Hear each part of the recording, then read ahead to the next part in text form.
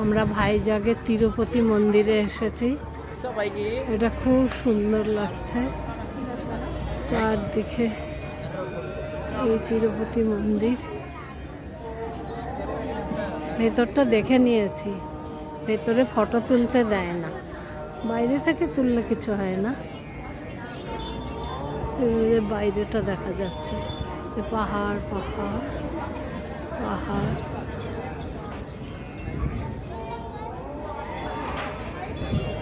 খুব সুন্দর সবাই। আর সবচেয়ে ভালো কি এখানে গিজ গিজে ভিড় নেই, এত ভাল লাগে, মানে একদম খোলা মেলা।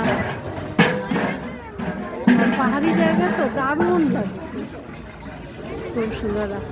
আমাদের হোটেল থেকে আমরা গাড়ি ভাড়া করে এখানে এসেছি।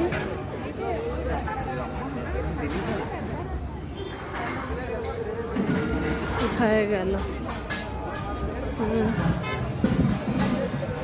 যে কোনো গাড়ি তোমরা আগের থেকেও বুক করা যায়, পরে দিয়েও বুক করে নিলে বা উবের ভাড়া করেও আসা যায়।